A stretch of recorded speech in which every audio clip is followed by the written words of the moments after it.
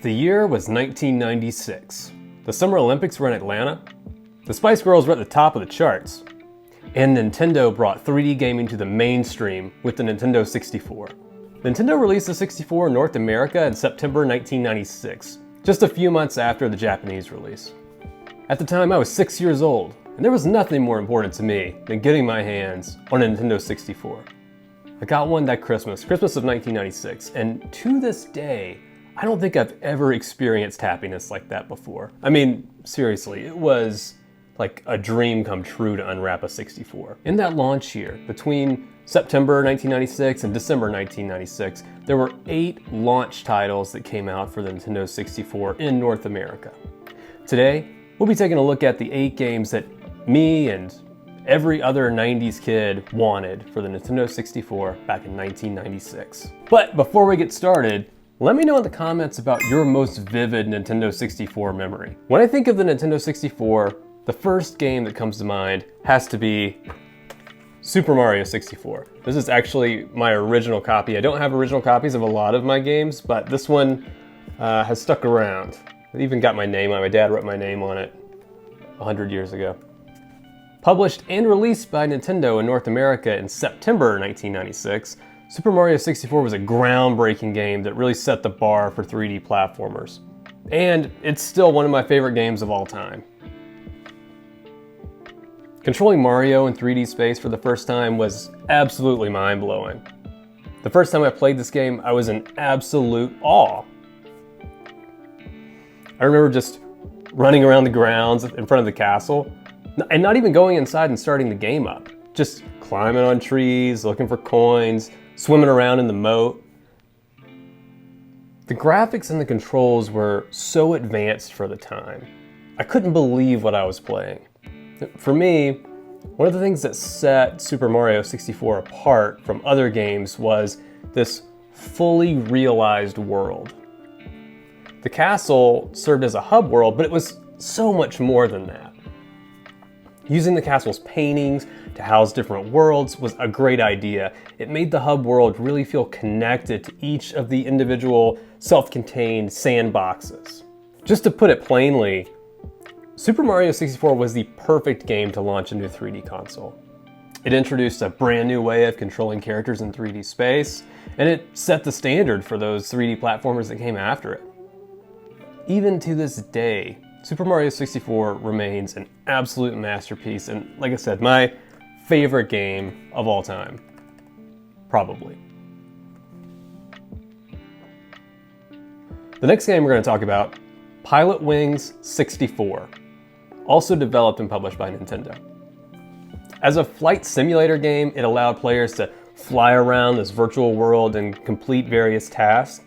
Its really impressive graphics and realistic physics were highly praised at the time, and they're still pretty good today. I just can't say enough about how big of a jump it was from the Super Nintendo Pilotwings to the 3D Pilotwings 64. The transition to a real 3D environment, controlling with an analog stick as opposed to just a D-pad, and experiencing more realistic physics was truly groundbreaking at the time. You get to choose from 6 unique characters, each with their own set of stats. Oh yeah. Okay. Then you select one of 3 vehicles: a hang glider, a jetpack, a gyrocopter with missiles, and embark on a series of challenges to earn points, compete for medals, and ultimately attain your pilot's license. Although it can be a pretty challenging game, I think the game loop is really satisfying. The more you play, the better you get. You start to understand the physics and the nuances of each vehicle, so you're just constantly getting better, and you can feel it. Every time you play through, you're earning more points. You're figuring out how to do the challenges just a little more. It's really a shame that Nintendo has sort of forgotten about Pilotwings. The first Pilotwings game was released on the Super Nintendo, and Pilotwings 64 was the second outing. We did get a third game, but it was 2011's Pilotwings Resort for the 3DS. It's been a long time since we've seen a home console release. Next up, Wave Race 64. When I was younger, I didn't have Wave Race 64, but my cousin did. I vividly remember spending hours and hours and hours playing this game with him, taking turns, handing the controller back and forth, and enjoying just the game's like fast-paced jet ski racing action. It was unlike anything else I had played up to that point. But when I was a kid, I do remember one thing I didn't like: the character models. Something about them just didn't work for me. Oh yeah. But I can appreciate it today. Okay, on a serious note, Wave Race 64 is still one of my favorite racing games of all time. Thanks in part to the controls, honestly. They're so tight, so responsive, and it's easy to maneuver around obstacles and jump ramps. The game also has a really unique mechanic where you can cut in and out of different colored buoys to build up your power bar, just to give you a slight speed advantage. Everybody talks about the water effects in Wave Race 64 for good reason. They were absolutely mind-blowing at the time of the release, and they're still good today. The developers did a really awesome job with the water. The courses are well designed, but sometimes can feel a little samey after you've played them a few times. My favorite course is Drake Lake. It makes really awesome use of fog to limit your visibility, and the Nintendo 64 was famous for its fog, for far off draw distances. It kind of hid some of the imperfections of the game. But in this particular course, the developers are using it as a tool to build the aesthetic of the course. The fog limits your visibility, adds an extra layer of difficulty, and just creates a really cool atmosphere in that course. Now, I can't sit here and say that Wave Race 64 has some sort of really complicated gameplay mechanic. It's actually pretty simple, but it's executed flawlessly. It's not as fast as F-Zero, there aren't any items you can throw at your enemies, but it's still a lot of fun. Now, like Pilotwings, Nintendo has kind of forgotten about Wave Race. The first Wave Race game was released on the Game Boy in 1992, Wave Race 64 came out in 1996, and the last game in the series so far, Wave Race Blue Storm, was released on the GameCube in 2001. And with the exception of Wave Race 64 coming to the Nintendo Switch Online service, we haven't had any news about the franchise in a long time. Next up, one of the fighting games, Mortal Kombat Trilogy. When Mortal Kombat Trilogy was released, it received mixed reviews from players and critics alike. Unfortunately, I was one of those players who felt a little let down by the game, at least the 64 version. Sound quality wasn't great, the visuals looked muddy, a little unpolished, and just compared to the other versions of the game, the 64 port just wasn't it. Now, if you loved Mortal Kombat and all you had was the Nintendo 64 back in 1996, you could look over the graphics, you could look over the sound, but one of the things that I couldn't look over was the controls. This thing just was not designed for fighting games.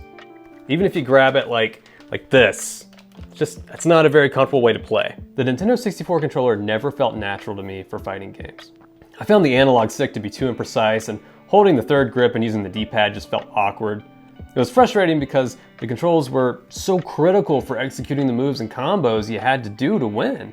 So anyway, at the time, there were many other ways to play Mortal Kombat Trilogy, and all of them were probably better than the Nintendo 64 port. Next up, sports. Wayne Gretzky's 3D Hockey. Wayne Gretzky's 3D Hockey was the first sports game to be released for the Nintendo 64. It came out in November 1996 and was praised for its fast-paced gameplay and arcade-style presentation. As a kid, I wasn't really into hockey, even though the Mighty Ducks were the Mighty Ducks in the mid-90s. So I didn't have this game. But playing it now, I can see why people liked it. And, it was good to have a little bit of diversity in that early Nintendo 64 library.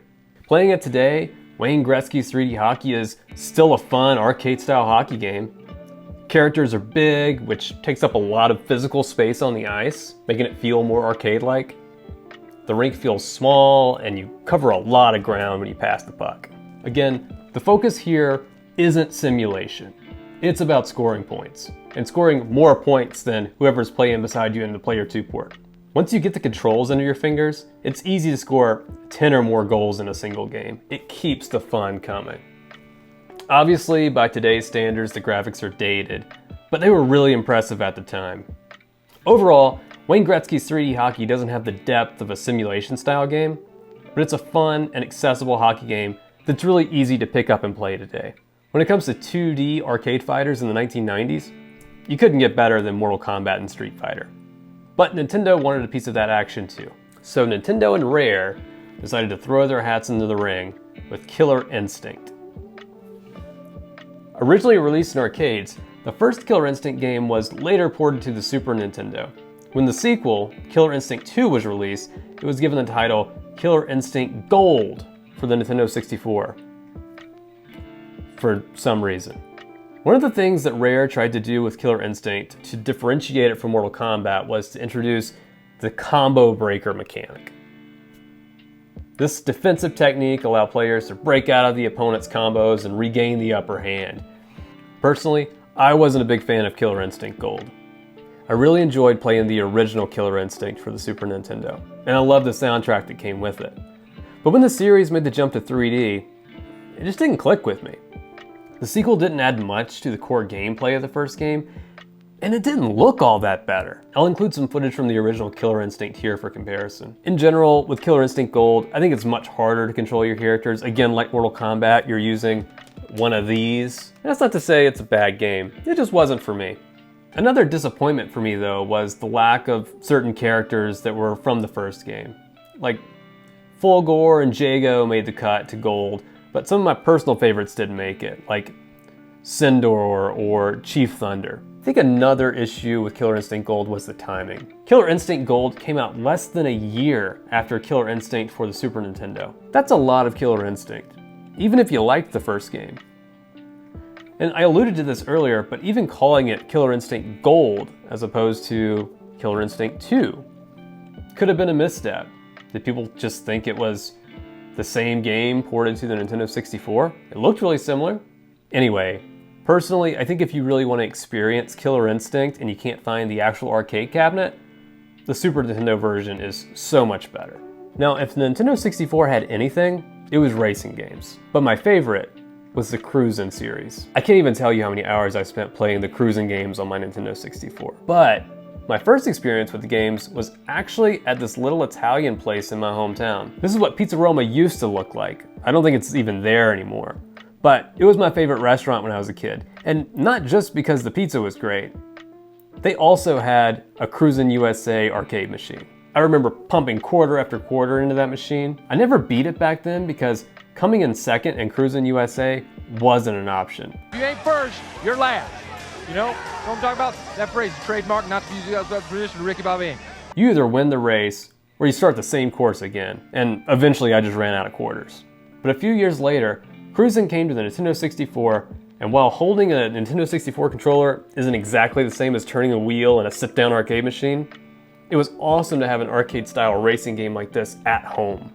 The game is a cannonball run style race from coast to coast. You and a group of other racers compete in courses representing different sections of the United States from San Francisco to Washington, D.C. I will say, California is heavily represented in this game. I think there are like 4 courses just in California. The car handling in Cruis'n USA is top notch. It's actually almost too good. It takes some getting used to, but once you're comfortable with it, it's pretty easy to navigate even the tightest turns and overtake other cars. And even if you're not used to it and you crash, it's not a huge deal. It doesn't slow you down too much. You just kind of bounce off and keep going.